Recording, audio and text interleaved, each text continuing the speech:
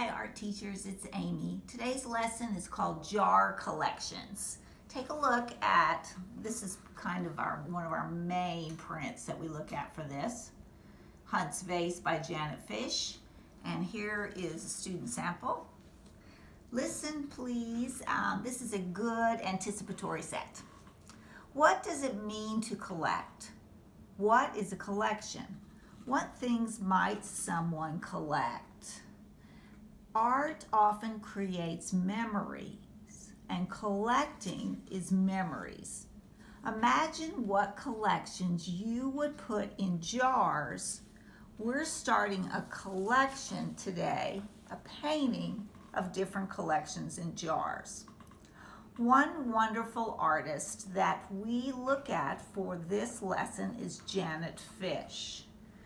Janet is a contemporary artist who is an expert at painting glass.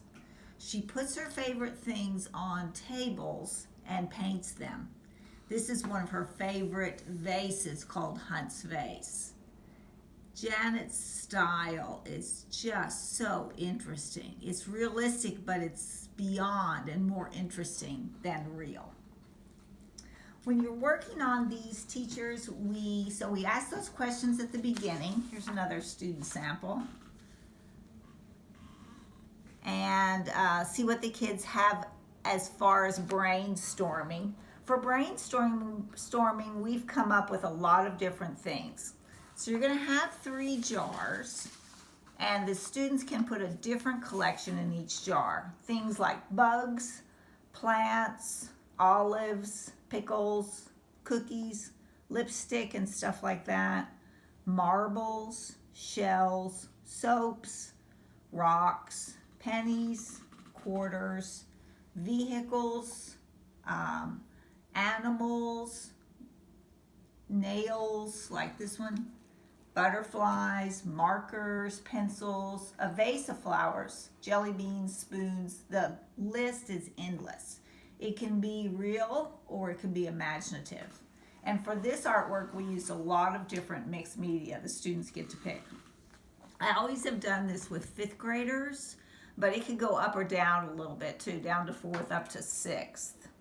And we use a lot of different art supplies. So when you're painting still life is a very popular subject in art. It's easy for artists to put interesting things on the table and paint them as you wish. Here's another painting by Janet Fish. And this one really you can see how she's painting glass and painting light. The movement, the color, the light. Janet says this is a not so still life because it has so much movement. So when you're working with these teachers, here are a lot of the steps. I'm looking at my list here. Oh, this one behind me, you can also set up a real still life if you want to. Marbles and flowers and things that give them ideas. I usually have a combination of paper ideas and of real still life ideas for the students. All right, so on the very first day, what I usually do is make sure they know how to draw jars. So we start with ellipses, the top and the bottom, connect our cylinder, and then we start playing with it and trying jars that go in and out more interesting. This is something they usually have done before, so it's a refresher to make jars look real. And then we draw 3 jars. So here's a drawing of some 3 jars.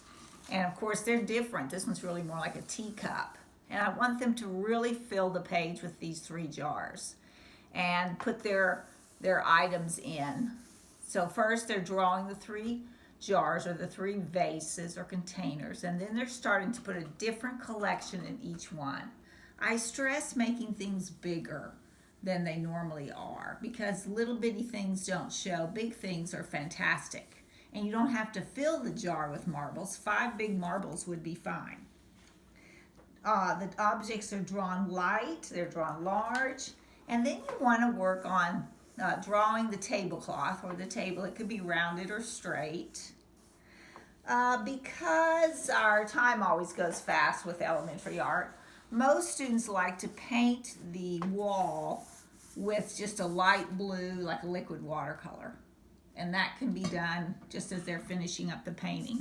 And you can see here we've started to paint some of the objects in the jars with tempera paint, watercolor. This has some marbles in here with markers too.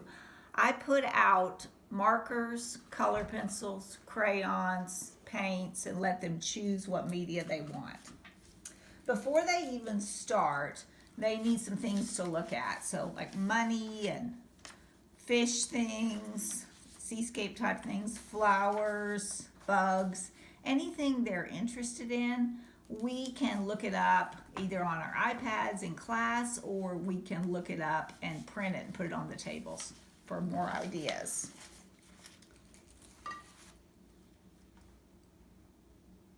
And we always call it mixed media, of course, when it's more than one art supply.